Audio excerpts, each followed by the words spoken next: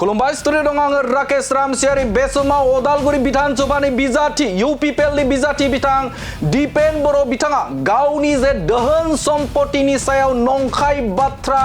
दे फट' edit खालामनानै बे समाव बांसावनायनि थाखाय साब्रै दायनिगिरिखौ बे समाव एफआईआर थिसनदों। अदालगुरि पुलिस थानायाव बे समाव आर'जलाइ गथायबाय दिपेन बर' बिथाङा दिपेन बर'नि सायाव बे समाव बांसावनाय एबा दिपेन बर'नि दोहोन सम्पतिखौ लानानै बिथांनि बेंक बेलेन्सखौ लानानै बे समाव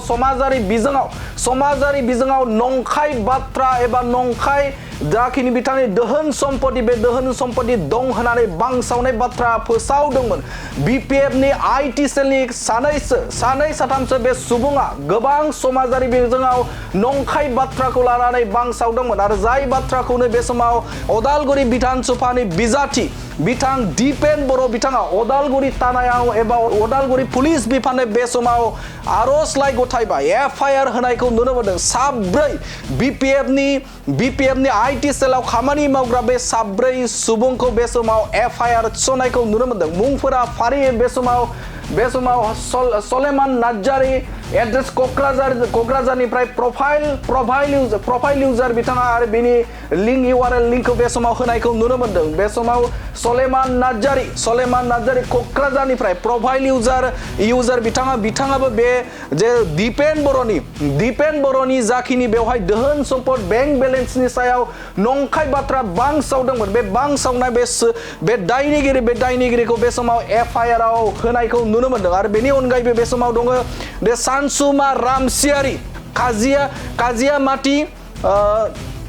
रानज्रिंपारानि अदालगुरि जिल्लानि रानज्रिंपारानि बेखौबो बे समाव एफआईआर थिसननायखौ नुनो मोनदों। जे सानसुमा रामसियारि काजियामाटीनि रानज्रिंपारानि बेनि एड्रेसा आरो अदालगुरि जिल्लानि बिथाङा आरो बेखौबो बे समाव नैथि सुबुं बिथाङा बेखौबो एफआईआर आव थिसननायखौ नुनो मोनदों। इउआरएल लिंकखौ बेवहाय होनायखौ नुनो मोनदों। एफआईआर थिसनबाय साब्रै दायनिगिरि जाय नंखाय दिपेन बर'नि दोहोन सम्पतिखौ लानानै बांसावदोंमोन बे बांसावनाय साब्रै दायनिगिरिखौ बे समाव एफआईआर थिसनबाय। लैहोर गयारिखौबो बे समाव एफआईआर थिसनबाय। प्रफाइल बिथांनि एड्रेसा जादों क'क्राझारनिफ्राय लैहोरखौबो बे समाव एफआईआर थिसनबाय। बे समनि मोनसे बिग ब्रेकिं बे समाव जाय दायनिगिरिफोर बे दायनिगिरिफोरखौ रोखायै साजा होनो थाखायबो दाबि खालामनाय एबा एफआईआर आव बे समाव होनायखौ नुनो मोनदों। बे समाव दङ मृदुल खाख्लारि पाख्रिबारि खौरांनि बिथाङा बे दायनिगिरि आरो बेखौबो बे समाव एफआईआर थिसननायखौ नुनो मोनदों। गासै साब्रै दायनिगिरिखौ एबा बे समाव जाय सुबुङा दिपेन बर'नि दोहोन सम्पतिखौ लानानै बांसावदोंमोन बे बांसावग्रा साब्रै दायनिगिरिखौ बे समाव एफआईआर थिसनदों। सलेमान नार्जारी सानसुमा रामसियारि लैहोर गयारि आरो मृदुल खाख्लारि जे इउपिपिएल राजखान्थि हान्जानि अदालगुरि बिधानसभानि बिजाथि जाय बिजाथिया गोलाव सम दुलाराय बर' फरायसा आफादाव खामानि मावदों। बर' हारिनि थाखाय मोनफ्रोमबो खामानिखौ बिथाङा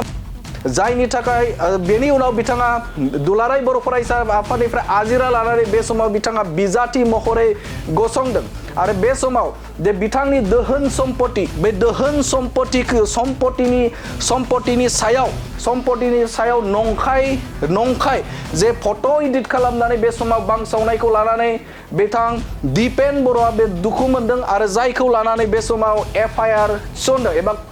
अदालगुरि थानायाव बे समाव एफआईआर थिसननायखौ मिथिनो मोनदों। नाथाय बे समाव फैबाय थानाय समाव जे पुलिस बिफाना एबा अदालगुरि पुलिस बिफाना माबायदि राहा लागोन जाय नंखाय बांसावग्रा जाय एडिट खालामनानै बे समाव बांसावदों बैफोर दुथां सुबुंफोरखौ माबायदि राहा लागोन फैबाय थानाय समावसो मोनथिगोन। नाथाय गाबोननि सानाव जे गुबुन जायगायाव आसामनि 126 दा बिधानसभायाव बिसायख'थि जागोन आरो बिटिसि ओनसोलावबो जे मोन 15टा बिधानसभा जागोन आरो बेवहाय मोनसे गोख्रों भाबै गुबुन राजखान्थि हान्जाफोरा फोसावदिं खालामनायखौ जों नुनो मोनदों। आरो बे समाव गाबोननि सानाव गोबां लाख सुबुङा भटखौ थिसनगोन एबा गावबा गावनि बेसेन गोसा भटखौ बे समाव होफुंगोन। उदालगुरि सदर थाना बिनि असि बिथांखौ दिनै लोगो हमनानै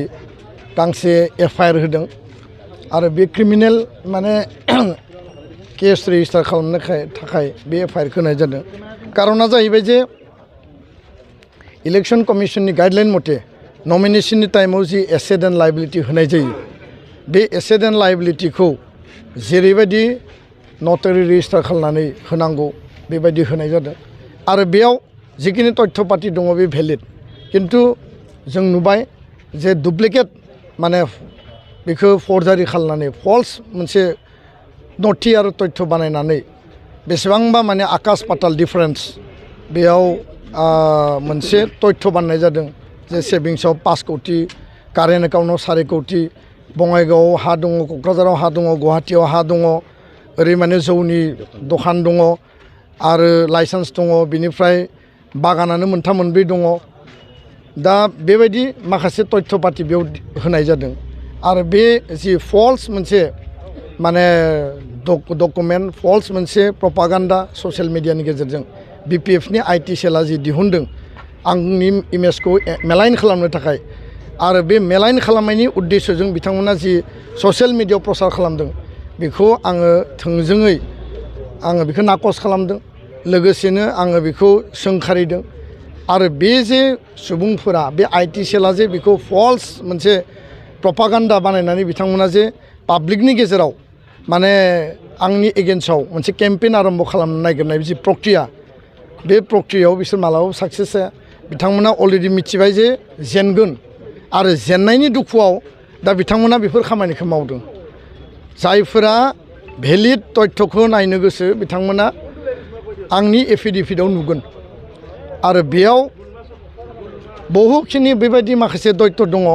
जेराव अमा फार्म जोङो ग्रुप हिसाबै खालामनाय जेराव माने आंनि बिफानि हा जोंनि नामाव फैनाय जाय कागजफोरा आगोलाव रेजिस्टार जायाखैमोन दा जों रेजिस्टार खालामनानै लाबाय बेबायदि माखासे तथ्य दङ दा बेखायनो सेभिंस एकाउन्टआव 50,000 दङ 52,000 दङ बेफोरखौ लानानै दिनै बिथांमोना 5 कोटि 4 कोटि माने मा होनना बुङो बेखौ जौनि लाइसेन्स साहा बागान जाय बेक्तिया 25 बोसोर जातीयताबाद जातिनि रक्षणाबेक्षणनि थाखाय हारिनि थामोनथा रैखाथिनि थाखाय बड'फानि आदर्शजों समाज फोसाबनाय समाजखौ सोलायहोनाय गुस्लायहोनायनि थाखाय खामानि मावबाय आरो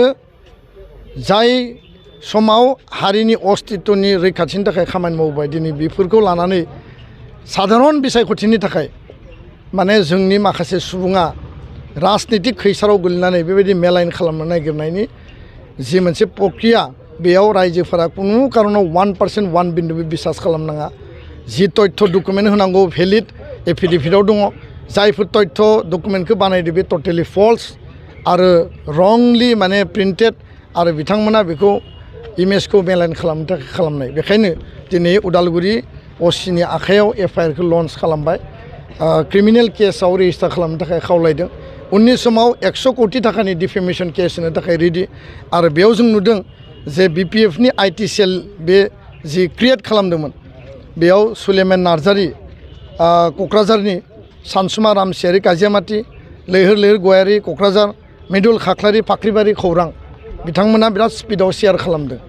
आरो बिथांमोननि एगेन्स्टआव जोङो एक्युज हिसाबै जिहेतु बिथांमोना शेयार खालामदों क्रिएटरा आईटी सेल बिपिएफनि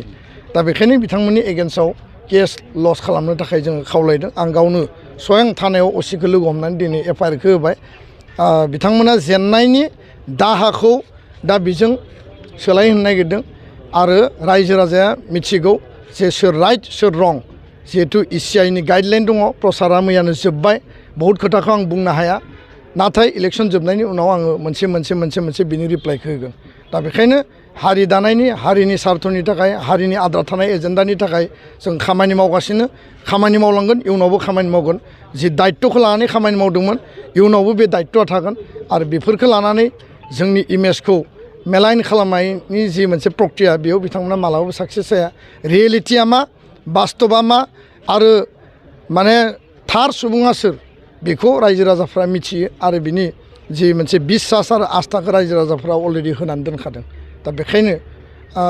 बिथांमोननि जि मोनसे कारबार बे कारबाराव जोंनि आइ आफा रायजो राजा बिथांमोना रावबो जाहाथे गोलैया बेफोर गासिबो टटेलि बेसलेस आरो टटेलि फल्स मोनसे माने क्रिएटेड खामानि गोजोन्थों।